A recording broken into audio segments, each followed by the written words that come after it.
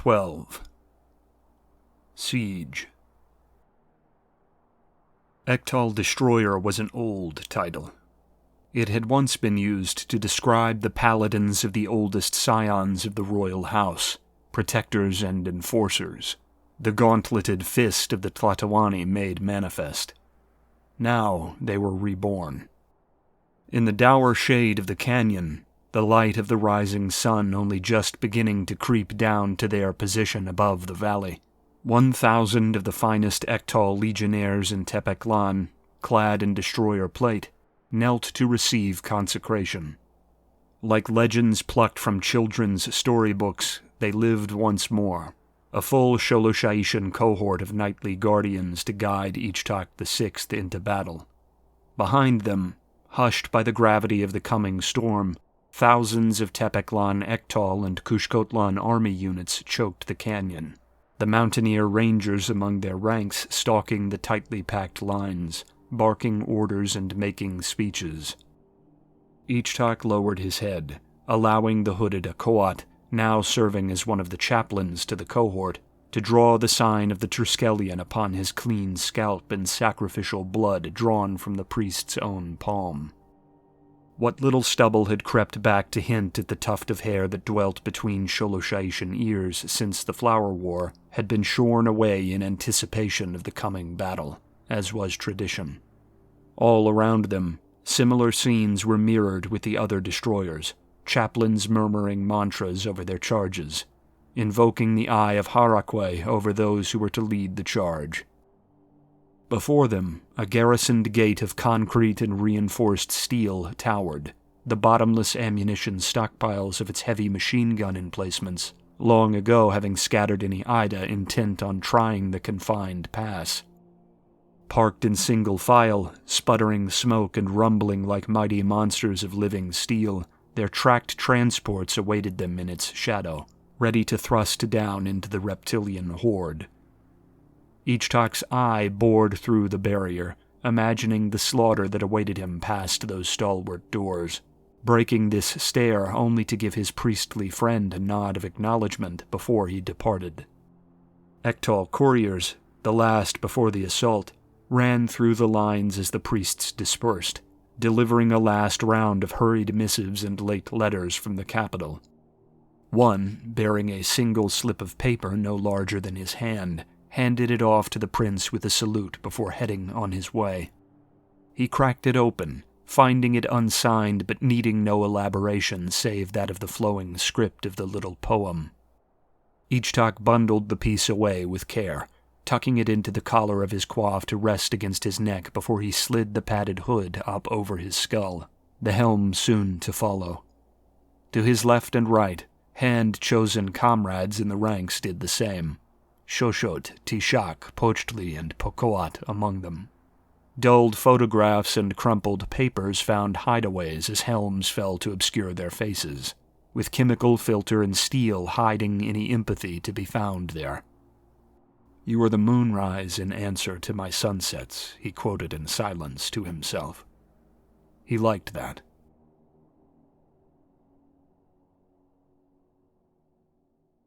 Ida, hearing being what it was, most felt the rumbling in the distance rather than heard it when the Imperial guns opened up around 7.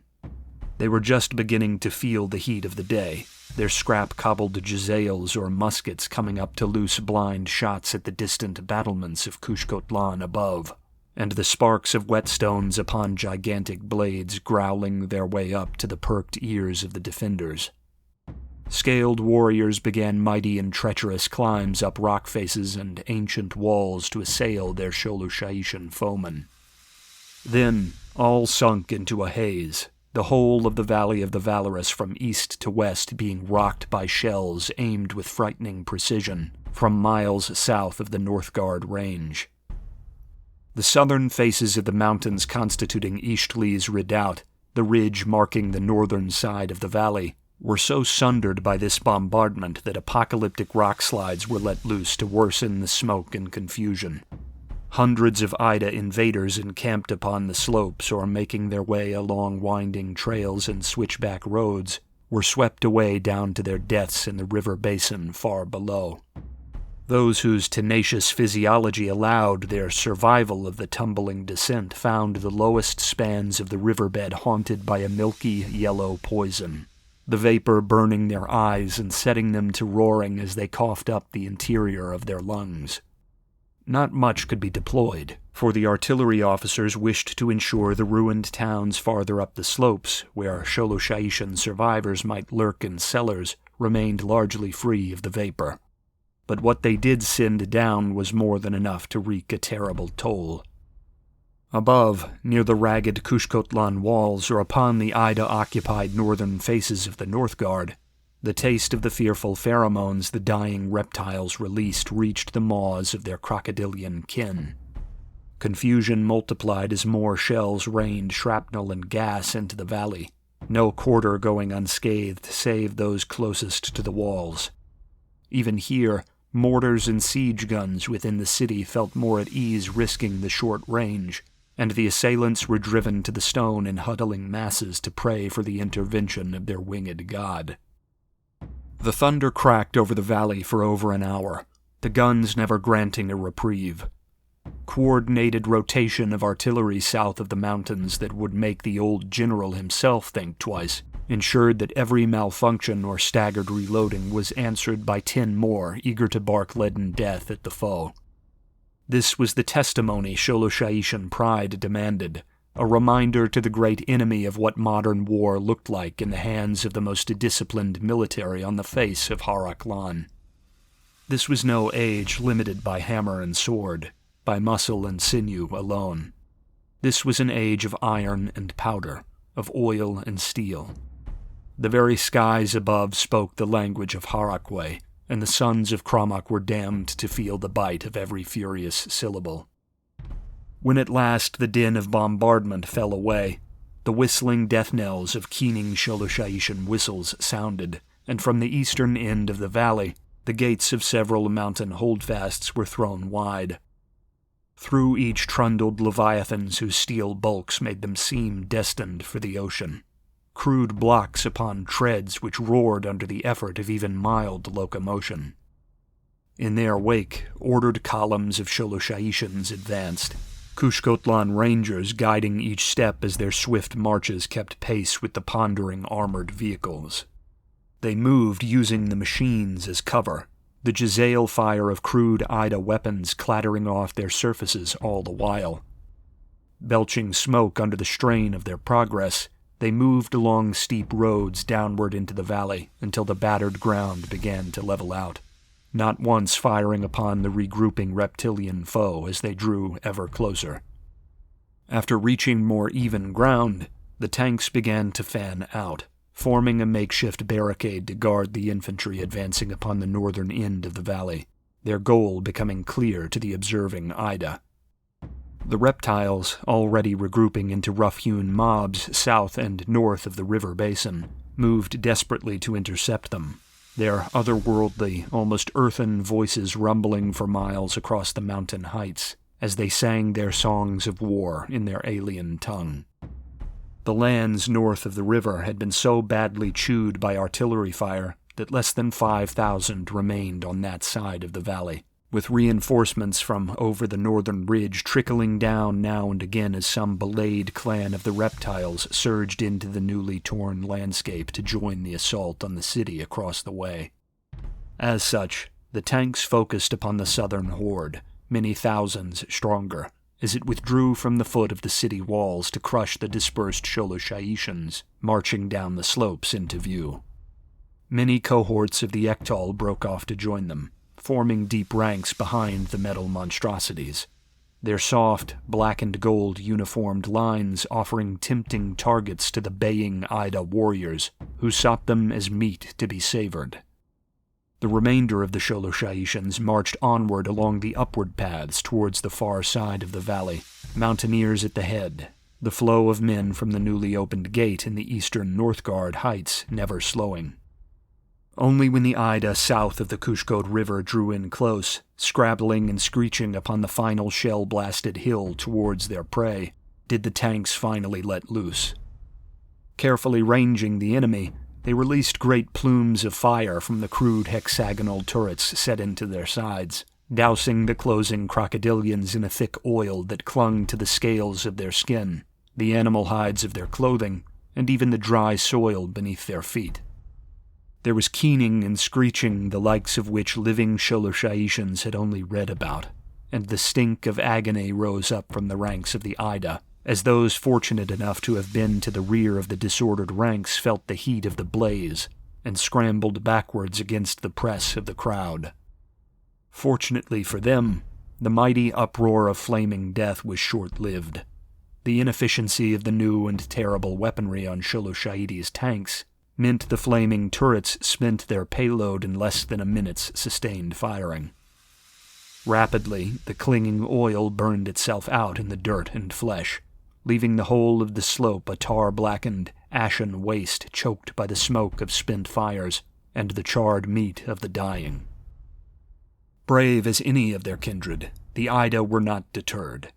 The second the threat was ended, they wordlessly rallied, bellowed songs and roared oaths, bringing them up half a dozen slopes and droves towards the face of the enemy once more. Swords, hammers, and spent jezails turned clubs raised high. They broke through the haze in a gnashing wave.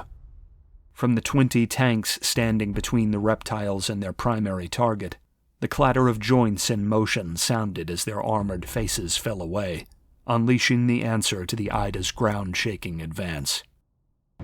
Ichtak led his men from the cramped confines of his clattering tank in an ordered jog, fast taking stock of the Ida-clogged slope before him. As the front ranks of armored destroyers took their places, planting tall and interlocked tower shields in the dirt to blunt the force of the impact they all knew to be imminent, second ranks armed with pump-action heavy-gauge shotguns formed behind, ready to tear into the reptilian despoilers the second they came close enough to the first rank. 200 stomped forth from the tanks in all, their number just enough to span the space between the sheer rock slope to their left and the cliff plummeting towards the gas-shrouded river below to their right. At many other choke points across the valley, the scene was the same, but the slope Ichtak had chosen for his stand was the broadest, and boasted the greatest number of tanks and armored Ektal. It proved a tempting target for the blood-hungry foe. Behind the destroyers, the unarmored Ektal infantry to the rear of the tanks slipped through to add weight to the ranks, adding their rifles to the bristling Sholoshaitian fortress. Heavy weapons teams clambered up onto the vehicles, setting up machine gun nests atop them. Even the crews of the tanks, their main purpose spent, slipped rifle barrels through the firing ports in the hulls to rake the great enemy. Ichtak was blind to the coordination on display behind him from the front rank, shield braced with his left shoulder, and diamond-edged forgiveness gleaming in his right hand. Single eye honed on the rushing Ida through the slat cut into the towering barrier. Blade raised high above the gathered destroyers, the Sholoshaitians waited, watching as the crocodilian giants drew closer. As they came back within 100 yards, Ichtak's sword fell, wordlessly unleashing the torrent of fire from behind. Machine guns thumped from atop their makeshift emplacements on the stalled tanks, and hollow-point shotgun slugs were fired blind over the shield tops by the second rank, only the heaviest of rounds proving any assurance against so durable a foe. It was the first time most of the Tepeklan natives in the Ektal ranks had ever seen an Ida. Larger to a man than the Sholoshaitians they charged, the biggest of the Ida were over twice the height of their canine opponents. The giants each averaged the better part of 1,000 pounds. They were wreathed in animal skins and runic totems, with bone fetishes clacking against necklaces of teeth, their scales painted in meandering patterns of blue and white.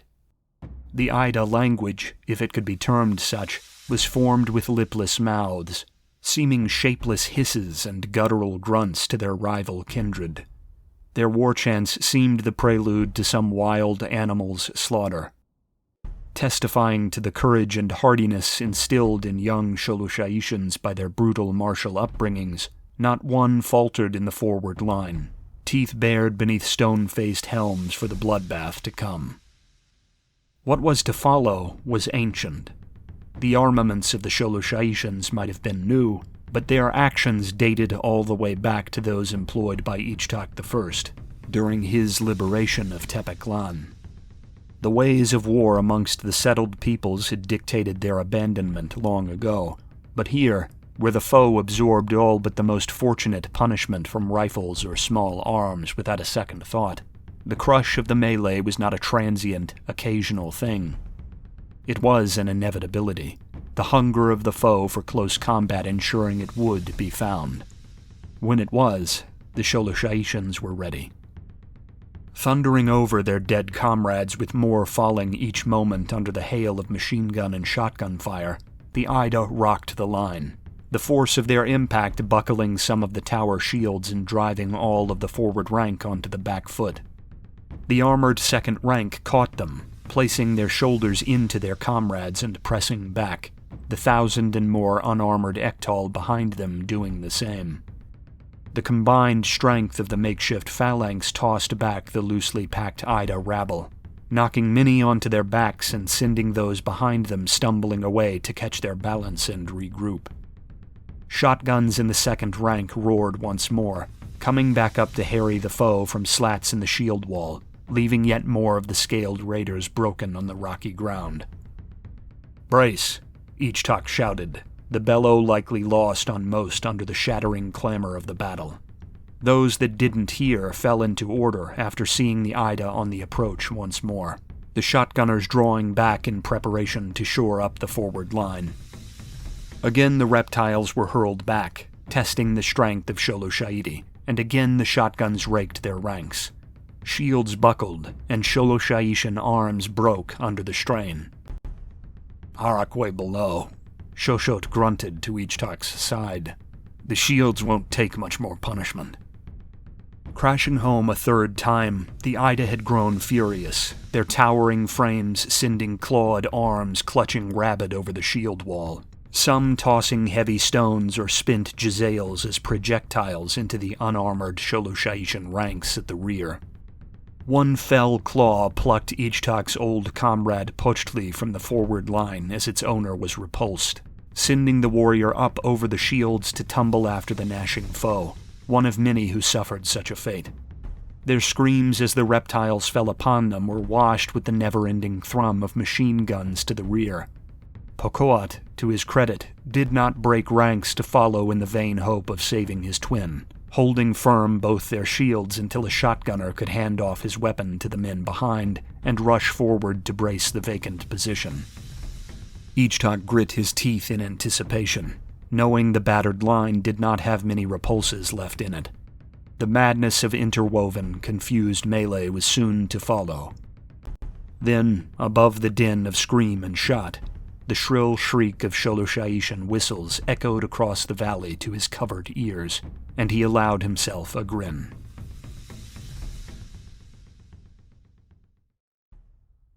With the bulk of the southern force of Ida which had encamped outside the walls of Kushkotlan, moving up to challenge the prince's phalanx in the defended column of Ektal soldiers bound for the northern passes, the time had come for the second spear to be thrown into the fray.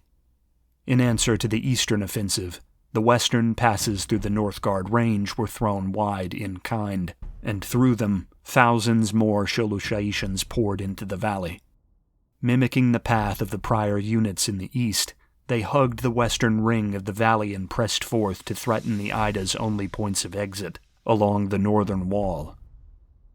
What few hundred Ida remained on the western edge of the valley rallied to oppose them, and did significant damage when battle was joined, for there were no destroyers or tanks to halt the fury of their momentum. Early deployment in the east and the display of significant force had done its job, however, and the core of the Ida's invading army was dispersed in opposition to the prince on the opposite end of the valley. The Ektal in the west held, slowly repulsing the Ida with shotguns and massed rifle fire, deploying sandbag machine gun emplacements with practiced speed as all further reinforcements diverged, and marched for the northern passes. On the southern side of the river, with almost all the Ida having withdrawn from the walls and the bulk of the reptile force now trapped in the southern half of the valley, Victory could be scented upon the air. 2 full Sholoshaishan legions of the Imperial Army native to the province, and a 3rd legion of provincial Ektal under the command of Prince Thunkoat, each 19,000 strong, poured from the formerly besieged city to harass them from behind as the cold-blooded foe desperately tried to prevent the encirclement. They mopped up what few survivors had clambered their way free from the rocky, gas-choked river basin below, before pressing for the eastern valley, their eyes upon the thousands of Ida attempting to clear the slope of the emplaced destroyers.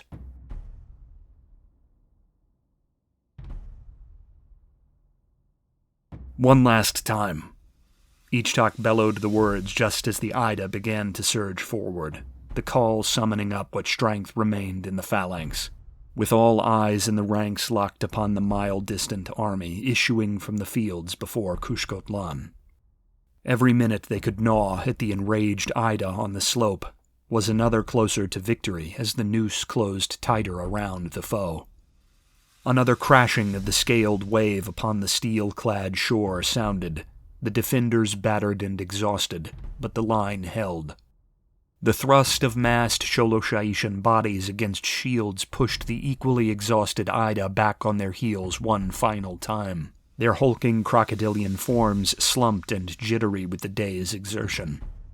This time, though, the canines followed them back, the Tlatoani-to-be leading the way, forgiveness held high as the destroyers flung down their shields and followed a final volley of shotgun fire into the foe. Exhausted as Ichtak was, the appearance of Thunkoat and the distant forms of Ruhualpa's western push succeeding on the opposite end of the valley breathed a new vigor into him. As the brutally sharp teeth of his new blade found the fleshy neck of one of his towering foes, the weapon's wide swing nearly ripping the thing's massive head from its shoulders, he sensed the same surge of realization in the rest of the ranks. They tossed every shred of adrenaline-born strength they had into the struggle, knowing the end must be in sight. Blades and clubs, so heavy a Sholoshaishan would struggle to even lift them, were the Ida weapon of choice. Cumbersome but deadly, they could dent and maim even through the destroyer plate if they were swung home hard enough, and such a thing was easy for an Ida. Their canine foe had to dodge or deflect rather than parry or absorb the hits, a task made all the more difficult by the morass of dead atop which they fought. Struggling upon the mounded corpses the Ida had already left spent upon the slope, the ground was rough and treacherous, and it made every move into a potentially deadly mistake. Amidst all this, Ichtak found himself thriving once more. Though the stakes were high, and his vision was sorely restricted by the sole lens in his helm, he felt the outcome of this struggle to be more important than any he'd been through before. Those stakes didn't stop him from focusing on the next move of the leg or swing of the blade. If anything, they helped.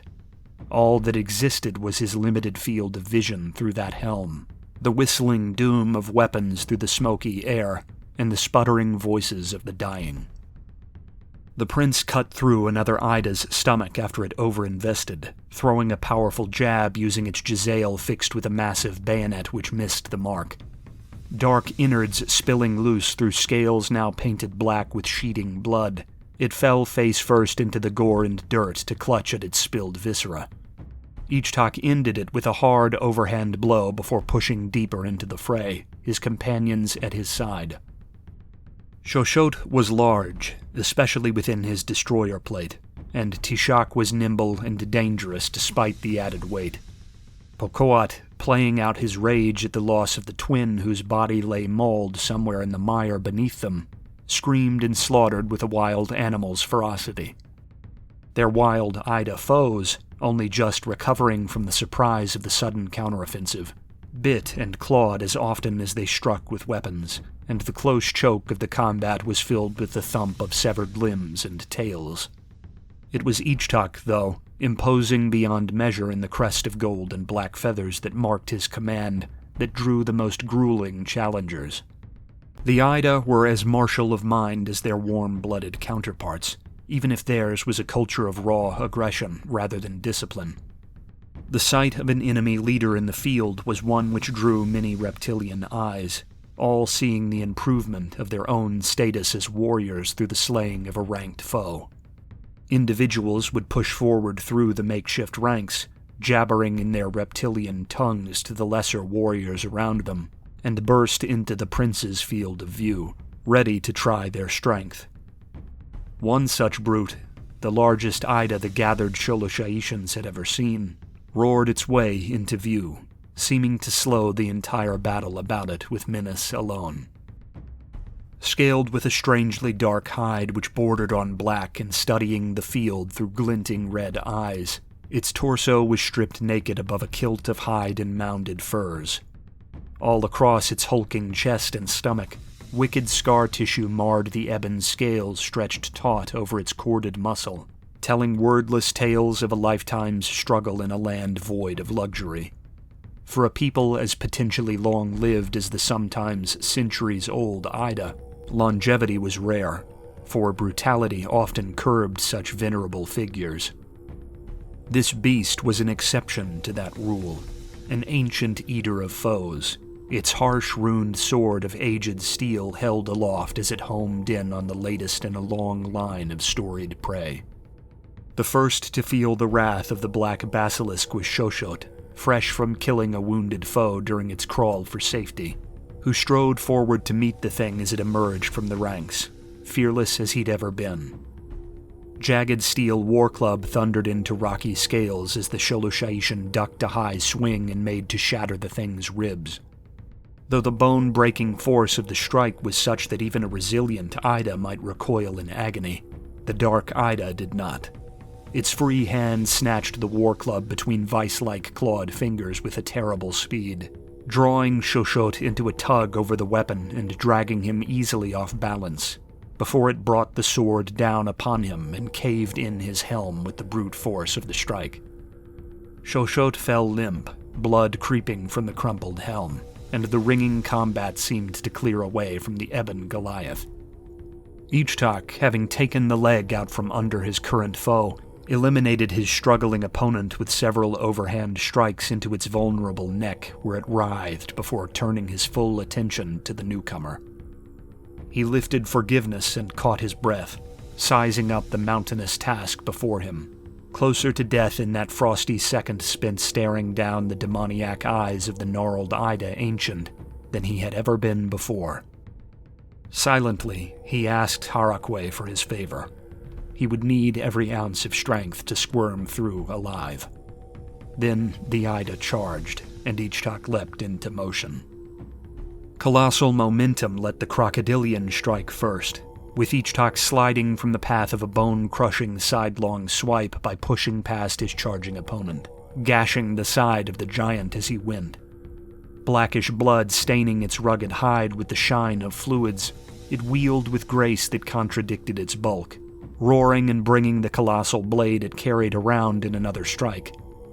Ichtak, acting upon the noise of the hefty weapon through the air more than sight through his restrictive helm, allowed his momentum to bring him into a tumble along the ground beneath the path of the mortal blow. Prone, he had to act fast, the crocodilian above him scenting death upon the wind. Rounds from the massed rifles behind the fighting were pestering it as flies might a bull, its titanic height making it an easy target above the melee. It must even then be trying to halt the blade, to bring it up for a finishing chop downward into the rolling Sholoshaitian at its feet.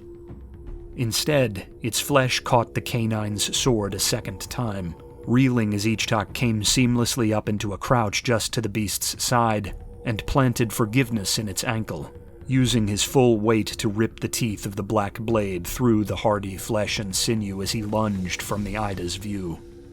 The dense foot was almost severed, but the thing seemed more agitated than wounded. The ebon reptile staggered, hissing its fury, but by the time Ichtak had righted himself off to the Ida's side, it was upon him once more. Using its thick tail as a ram, it caught the lunging prince as he made to come around behind the invader, throwing him back about to stumble under the Ida's raised sword. Again it fell, this time like a hammer to strike an anvil, and again a flash of breathless motion saved Ichtak in the final second. He slashed upward at its gnarled hand, a blur of pallid motion to his eye through the helm's lens, and nearly severed it at the wrist. The ruined sword tumbled down across the prince's armored arm to land amidst the corpse-strewn ruin below. Screeching a noise like a mountain trimmer, the Ida wrenched its ruined right hand free from the band of hide and gristle that kept it fixed to the stump. It threw the hand aside as if the wound were little more than an irritant. Ichtak was taken aback as it hurled itself forward, bowling him over beneath 1,000 pounds of muscle, seeming intent on crushing the life from him within his casque of steel and spider silk. He battered its back in a frenzied rush with his sword, drawing blood from many minor wounds, but lost hold of forgiveness when his back hit the uneven ground, jarring him as the Ida righted itself and began to pummel him with both its living hand and its rent, bleeding wrist. Ichtak was dazed, breathless after the impact, his head ringing with the unbelievably powerful strikes pounding his helm and cuirass. If not for the thick, bullet-resistant gorget of silk mesh and padding beneath its metal shell, the prince's neck would have shattered under the force of the blows. His ears, even pressed firm against his skull by the padded coif, rang with the noise of the impacts against the metal, making him wrench his eyes shut against the tumult. Rapidly, so quickly it was more impulse than cogent thought, he ran through his options, his hand blindly grasping for the hilt of his lost blade and coming up empty each time. Then he remembered the sawed-off shotgun along his thigh. Every fiber of his left arm ached at the awkward angle as he wrenched the thing free, screaming out under the weight of the armor and the occasional errant strike of the Ida atop him. The black basilisk grasped his helm in its sprawling hand then, and began to lift him up and slam his head back into the bloody stone beneath his frayed and broken crest of rank. Ichtak was blind, probing with the mouth of the snub-nosed shotgun, hoping his aim was well placed. Then he fired, the crack of the shot seeming ear-shattering to him, and the force of the awkward one-handed discharge dislocating his wrist. Buckling with a jolt of surprised agony, it let go and rolled off the Sholoshaishin, grasping at the torn hole below its ribcage. From the middle of its back, a fist-sized hole where the hollow-point slug had exited stared like the Reaper's eye, giving Ichtak a glimpse of the beast's doom before it rolled over, still kicking and clawing at a foe which was no longer beneath it. Ichtak rose, senseless and stumbling like some reanimated corpse. His vision was hazy. His armor was dinted and soaked in blood both black and scarlet. His concussed head throbbing, he found in the haze the blade for which he had been searching. He dropped the shotgun, Makwahwit coming up to his side in his functional right hand, and approached the thrashing Ida, wary of its blind wriggling. He planted a steel-cloaked boot on its lower jaw, pinning the top of its head to the earth, and swung as if splitting wood for its neck. Again and again he struck, withdrawing and dragging motions like those of a saw. Soon the task was done, the whole of the field around him, whether Ida or Sholoshaishin, looking on as one commander slew another. Ichtak kicked the heavy, almost prehistoric head into a roll across the bodies upon the slope, its momentum bringing it to the feet of the Ida it had once commanded. Manic energy was still playing through its severed nerves, with teeth gnashing absently and red eyes dancing in their sockets. Then, as if the light had been sucked from his vision, he tumbled, almost falling over before catching himself, his head thrumming worse and worse with the aftermath of the beating he had taken.